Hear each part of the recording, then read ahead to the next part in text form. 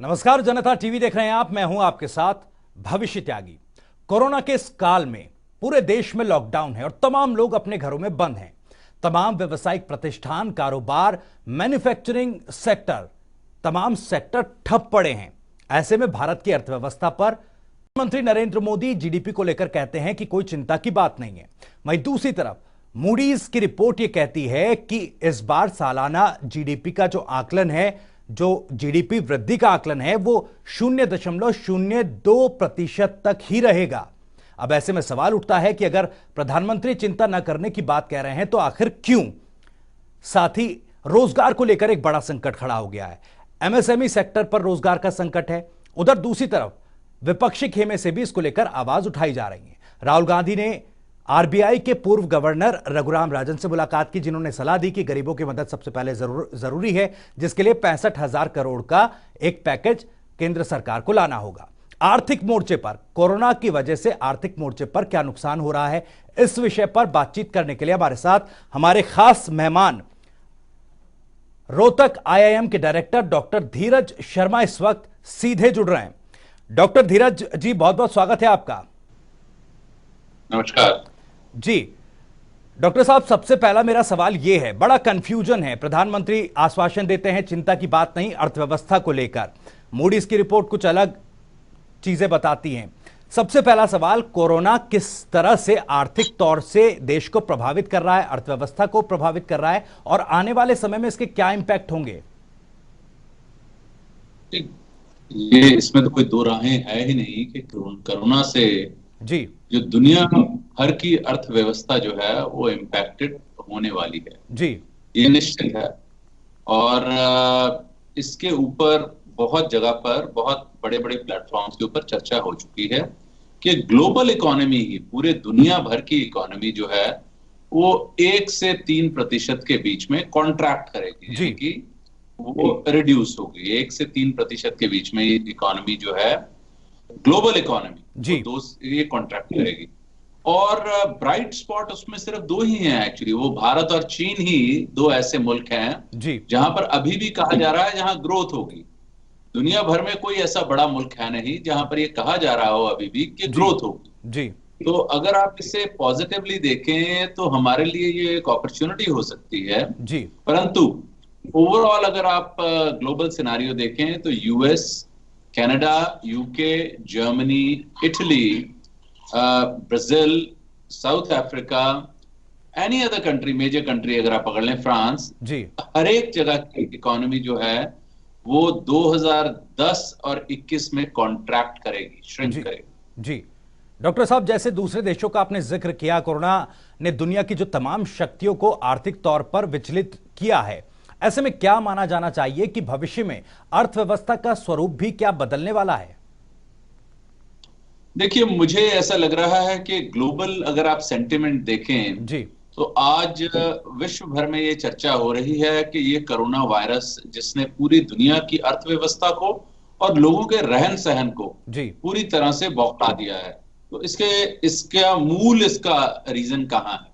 तो उसमें बहुत सारे डिबेट हैं जहां पर लोग कहते हैं कि अमेरिका, बहुत सारे लोग कहते हैं कि चाइना, बट लार्जली जो दुनिया इसको देख रही है वो कह रही है कि चाइना मूल का ये वायरस है, वहां से निकला है, वहां वुहान लेबोरेटरी से आया है। इसका मायना ये है कि ग्लोबल सेंटिमेंट जो है वो अगेंस्ट चाइना एक डेवलप हो रहा है। Now let me tell you कि 1/3 इस दुनिया के 1/3 जो डिवाइसेस हैं या इलेक्ट्रॉनिक्स हैं या मैन्युफैक्चरिंग अगर हम ले लें, 1/3 ऑफ द मैन्युफैक्चरिंग दुनिया की 33% वो चीन में होती है। अब जब ग्लोबल सेंटिमेंट ये चेंज होगा, अगर उस 33% में से सिर्फ 2%, 4%, 5% भी दूसरी जगह चला जाता है तो ग्लोबल डायमेंशन चेंज हो जाएगा। अब दुनिया में विकसित या प्रगतिशील देशों में से इंडिया ही एक, भारत देश ही ऐसा देश है जहां पर ये अपॉर्चुनिटी हो सकती है कुछ डेवलपमेंट की, कुछ ग्रोथ की। सो वर्ल्ड वाइड मुझे ऐसा लगता है ये एक शिफ्ट आएगा जहां पर लोग, वैसे भी ग्लोबल वर्सेस लोकल की बात हो रही थी, लोकलाइजेशन काफी होनी चाहिए। लोग अपने घरों में, अपने देशों में इंडस्ट्री लगाना और ज्यादा उसको प्रोत्साहन मिलेगा, पॉलिसी वाइज प्रोत्साहन मिलेगा जी। और भारत देश को इसकी अपॉर्चुनिटी मिलेगी क्योंकि हमारे यहाँ पर मैन्युफैक्चरिंग की काफी सुविधाएं हैं और हो सकती हैं।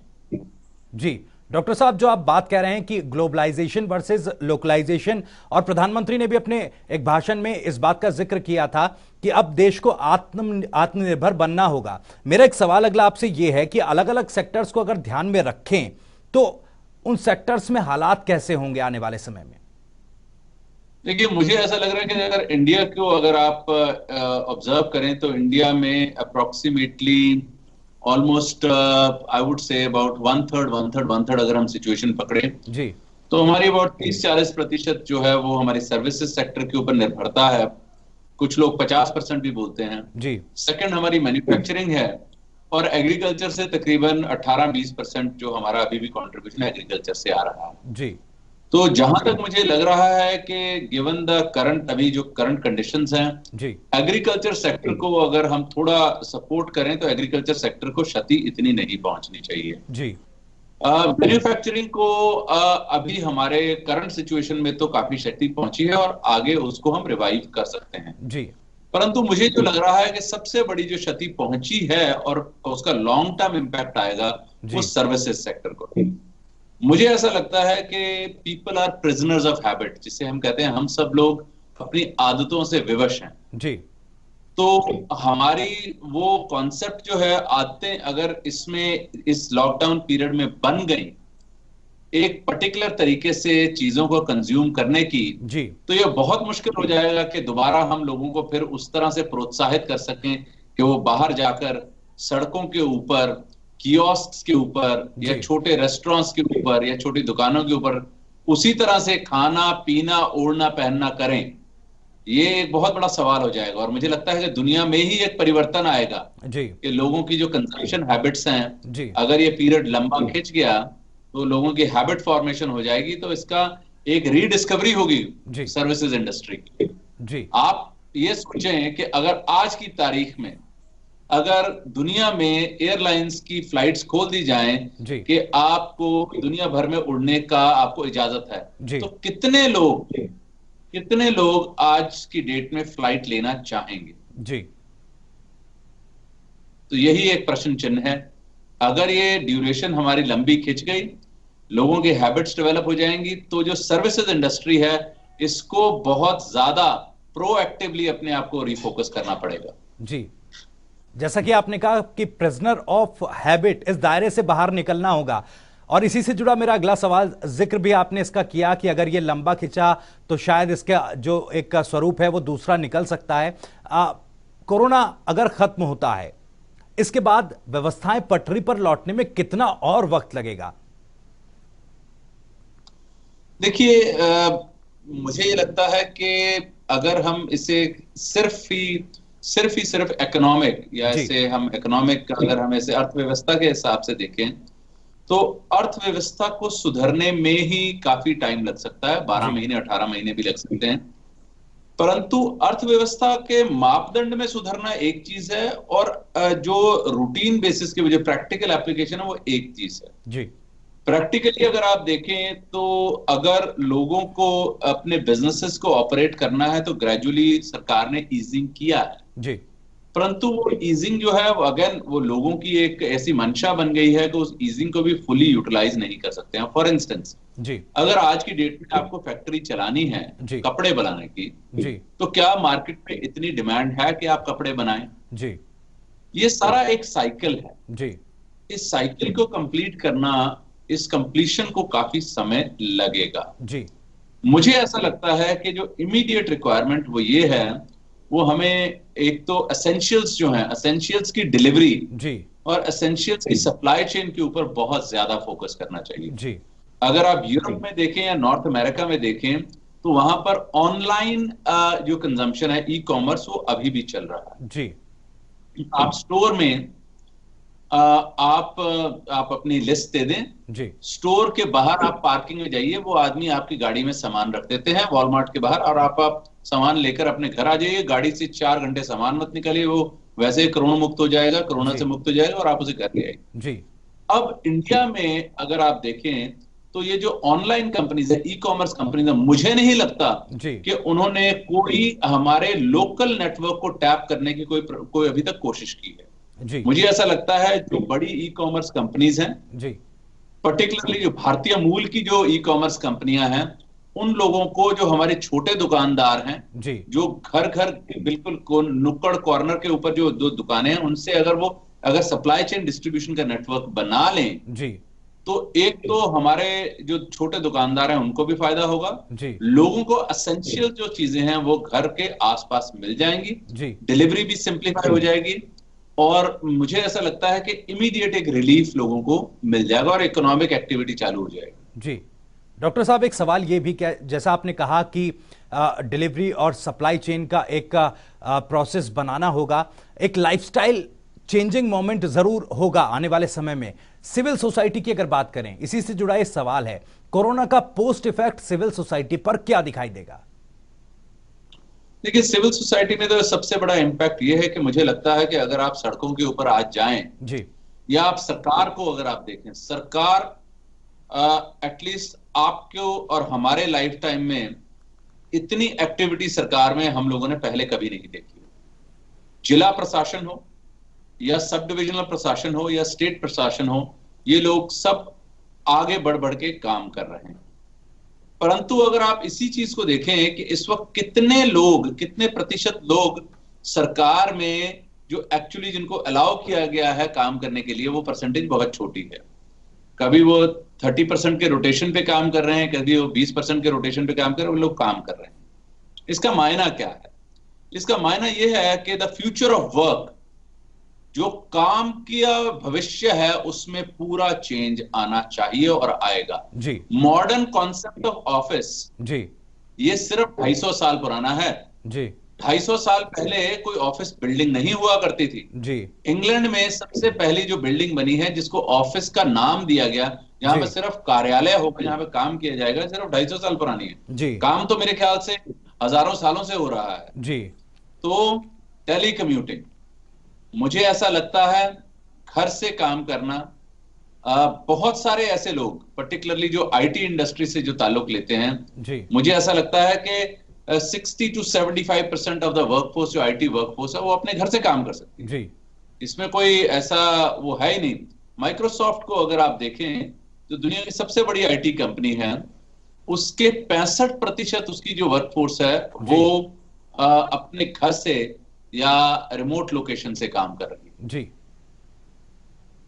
डॉक्टर साहब, जैसा आप बता रहे हैं कि जो वर्क कल्चर है वो कोरोना की इस पेंडेमिक वाले जो टाइम है उसमें थोड़ा बदला है, तो आने वाले समय में जो कामकाज की शैली है या तौर तरीके हैं वो भी बदले हुए दिखाई देंगे क्या? क्या उतना लंबा प्रोसेस या उतना इस समय में जितना कि हम इस महामारी से लड़ते हुए बिताएंगे, क्या वो चेंज दिखेगा वर्क कल्चर में भी? बिल्कुल जी, लोगों को अपना एक एटीट्यूड टुवर्ड्स टेलीकम्यूटिंग कहा जाता है, इससे अपना आपका एक टेलीकम्यूटिंग के प्रति एक एटीट्यूड होता है, उसमें एक डेवलप करना पड़ेगा। जी जैसे कि मैं आपको कह रहा था कि दुनिया की सबसे बड़ी आईटी कंपनी माइक्रोसॉफ्ट की 65% जो वर्कफोर्स है जी, वो अपने घर से काम करती है।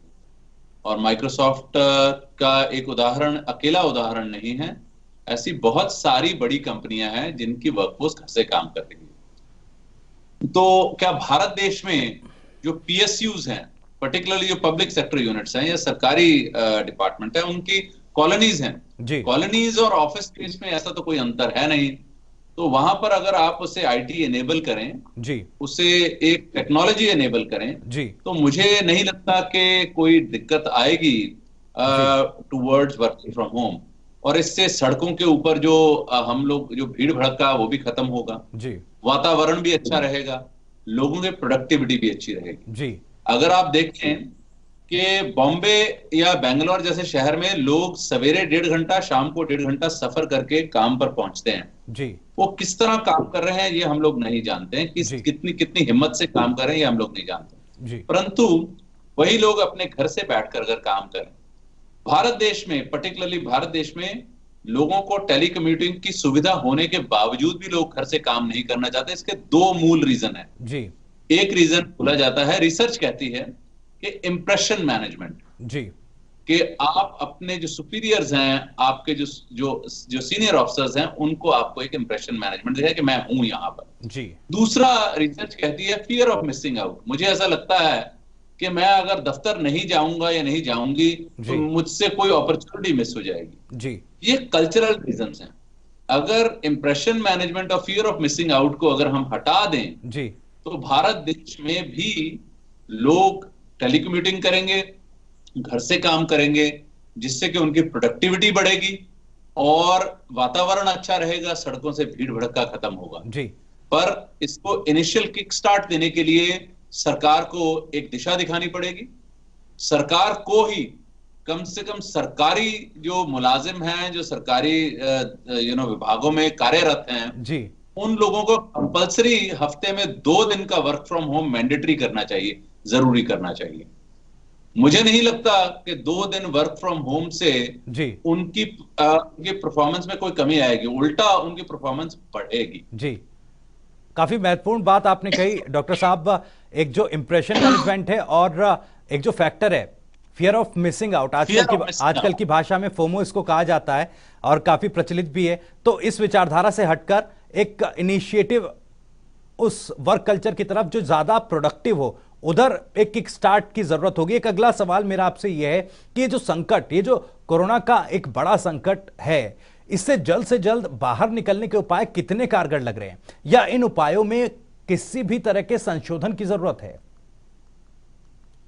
देखिए, मुझे ऐसा लगता है कि सबसे इंपॉर्टेंट जो इशू है वो ये है कि प्रिपेयर्डनेस टू कम बैक। जी, क्राइसिस जो है वो आया, हमने उससे लड़ाई की, परंतु अब हमें उससे बाहर निकलना है। बाहर निकलने के लिए 2-3 मेजर इंपॉर्टेंट तरीके हैं। एक तो आपकी जो वर्क फोर्स है, लेबर फोर्स है, उसको आपको मैनेज करना पड़ेगा। जी, migrant labour has to be managed. Migrant labour को आप इमीडिएट डिस्प्लेस नहीं कर सकते। It's not easy to displace labour, कि आप 10 करोड़ आदमियों को आप डिफरेंट जगहों से आप कहीं, ये बड़ा मुश्किल काम है।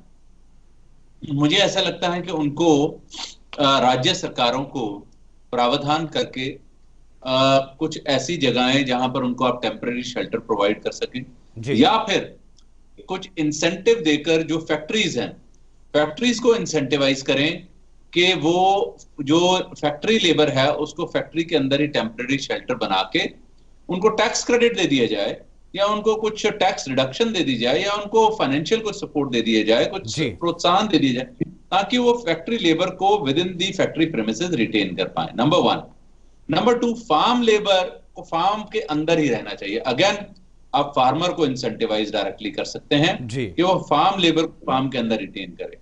मेरे ख्याल से जो सिटीजन हैं उनको अपना रोल अदा करना पड़ेगा। जी, जो रिस्पॉन्सिबल हैं, जो माइग्रेंट लेबर या नॉर्मल लेबर, कोई भी लेबर का इस्तेमाल कर रहे हैं, ये उनका टाइम है कि वो उसकी रिस्पॉन्सिबिलिटी लें। सरकार उनको दिशा दिखा सकती है by virtue of giving them tax credit, by virtue of giving them some incentive, परंतु करना उन्हीं को है। उनको रिटेन करना चाहिए और उनको अच्छे से रखना चाहिए, क्योंकि ये लेबर ऐसा नहीं है कि अगर आप लेबर चलेगी फिर उसको लौट के भी आना, उसको काम भी करना है ना। तो फिर क्या होगा अगर आप उसे रिटेन नहीं कर पाएंगे? तो रिटेन करने की पूरी पूरी सक्षम, पूरी पूरी तैयारी वो जो है, वो जो ऑपरेटर्स हैं, जो बिजनेस पीपल हैं, जो फैक्ट्री ओनर्स हैं, जो फार्म ओनर्स हैं, उनको इसमें पूरा पूरा जोश से इन लोगों को रखना चाहिए, उनका देखभाल करना चाहिए, और सरकार को उनको अप्रोप्रिएटली इंसेंटिवाइज करना चाहिए। जी, सरकार की तरफ से ये इनिशिएटिव जरूरी है। एक और सवाल डॉक्टर साहब, 130 करोड़ की आबादी वाला भारत दुनिया के 85 देशों की मदद कर रहा है, लेकिन यहां खुद अपने ही देश में 1 मिलियन आबादी पर जांच की दर यानी टेस्टिंग रेट 600 से भी कम है। इस पर आपकी राय क्या है? देखिए, ऐसा है कि टेस्टिंग करना एक बहुत ही टेक्निकल प्रक्रिया है। जी, ऐसा तो है नहीं कि आप अगर आप टेस्ट किट्स ला भी दें तो number of doctors, number of trained people जो टेस्टिंग कर सकें वो एक सीमित हैं। जी, अब ओवरनाइट आपको ट्रेन टेक्नीशियंस और ट्रेन डॉक्टर्स तो मिल नहीं सकते। जी, मेरे ख्याल से भारत एक ग्लोबल लीडर है। ऐसा नहीं है कि भारत एक मजलूम देश है, भारत एक ग्लोबल लीडर है जी। उसकी ग्लोबल प्रेजेंस है। अब जो लोग हमसे कम सक्षम हैं उनकी मदद करना भारत की जिम्मेदारी बनता है, ग्लोबल जिम्मेदारी बनता है, नंबर 1। नंबर 2, मुझे ऐसा लगता है एक और तरीका है अगर उसे अपनाया जाए।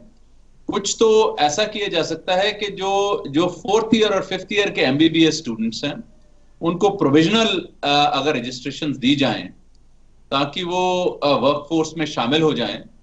जो इंटर्नशिप कर रहे हैं एमबीबीएस स्टूडेंट्स उनको प्रोविजनल लाइसेंसेस उनको देकर उनको प्रोविजनल रजिस्ट्रेशन करके उनको अगर वर्कफोर्स में शामिल किया जाए तो ये एक आप लोगों की एक संख्या बढ़ जाएगी उनकी जी। दूसरा, जो बीएएमएस या बीएचएमएस डॉक्टर्स हैं जी, उनको अगर ट्रेन करके उनको भी अगर थोड़ा सक्षम किया जाए कोरोना टेस्टिंग के लिए जी, तो एक लॉन्ग पीरियड के लिए, एक लॉन्ग रेंज पीरियड के लिए हम लोग हमारे जो टेस्टिंग करने वाले लोगों की संख्या वो बढ़ जाएगी। डॉक्टर धीरज, एक मेरा ये सवाल जाते जाते कि फिलहाल जो कोरोना की स्थिति है और उसका असर जो फिलहाल अर्थव्यवस्था पर, सामाजिक स्थिति पर पड़ रहा है, उसको लेकर 5 ऐसे स्टेप्स आपसे जानना चाहूंगा या सुझाव जो आप सरकार को देना चाहेंगे, जो सरकार फॉलो करे तो एक बेहतर स्थिति हम बना सकते हैं। देखिए, कोरोना में जो प्रधानमंत्री ने कहा है कि जान है तो जहान है, और जान भी है और जहान भी है, इन सब चीज़ों को अगर मूल रूप में रखते हुए अगर हम कुछ सोचें तो ये कोरोना भारत के लिए एक अपॉर्चुनिटी साबित हो सकता है। चीन में बहुत सारे देशों का चाइना के प्रति एक सेंटिमेंट, नेगेटिव सेंटिमेंट हो गया है। तो जब चाइना की तरफ नेगेटिव सेंटिमेंट होगा तो ये भारत के लिए एक अपॉर्चुनिटी बन जाएगा, चाहे वो फार्मास्यूटिकल इंग्रेडिएंट्स हों, चाहे वो इलेक्ट्रॉनिक मैन्युफैक्चरिंग हो, चाहे वो अपैरल मैन्युफैक्चरिंग हो, कुछ भी ये सारी चीज़ें, इन सब के लिए अगर किसी भी देश के पास अगर कुछ सुविधा है, कुछ इंफ्रास्ट्रक्चर है, वो भारत देश है। दूसरा, मुझे ऐसा लगता है कि फार्म वर्कर्स की रिस्पॉन्सिबिलिटी फार्म्स के ऊपर होनी चाहिए, फार्म ओनर्स के ऊपर। फैक्ट्री वर्कर्स की responsibility factory operators and owners, उनको थोड़ा सा रिस्पॉन्सिबिलिटी लेकर इसको अपनी एडवांटेज में यूज करना चाहिए। तीसरा, एनबीएफसीज जो हैं उन सबको स्ट्रेंथन करना चाहिए, मेरे ख्याल से उनको रिकैपिटलाइज करके उनमें बैंक्स को अगर कुछ निर्देशन मिल सके कि एनबीएफसीज में कुछ वो लोन्स की जो परसेंटेज है उसको बढ़ा दें तो उसमें काफ़ी चेंजेस आ सकते हैं, काफ़ी रिलीफ मिल सकता है। लिक्विडिटी को इंक्रीज करना पड़ेगा। और फाइनली जो लगता है वो ये है कि लिक्विडिटी के अलावा जो हमारा इंडस्ट्री है, अगर उसको हमें सपोर्ट देना है तो लेबर लॉज में भी कुछ रिलैक्सेशंस देने पड़ेंगे। इन सब चीज़ों को अगर देखते हुए तो भारत देश अगर इन सब चीज़ों को इम्प्लीमेंट करता है, और जैसे कि अभी तकरीबन 80% से ज़्यादा देश हमारा रेड जोन से बाहर है, ये हमारे लिए एक अर्ली एडवांटेज बनेगा, अर्ली मूवर एडवांटेज बनेगा। और ग्लोबली अगर अर्ली मूवर एडवांटेज जिसने लिया है वो आगे के भविष्य के दुनिया की आर्थिक व्यवस्था को डिक्टेट करेगा। भारत अगर इन सब चीज़ों के ऊपर फोकस करके और अच्छी मेहनत से जिम्मेवारी लेकर, और लोग जो उद्योग में है वो जिम्मेवारी लेकर, सरकार जिम्मेवारी लेकर चलती है, तो मुझे लगता है कि अर्ली मूवर एडवांटेज भारत को मिलेगा और भारत दुनिया की अर्थव्यवस्था को अपने अर्ली नियर फ्यूचर में डिक्टेट करेगा and India will come out more stronger and powerful after corona.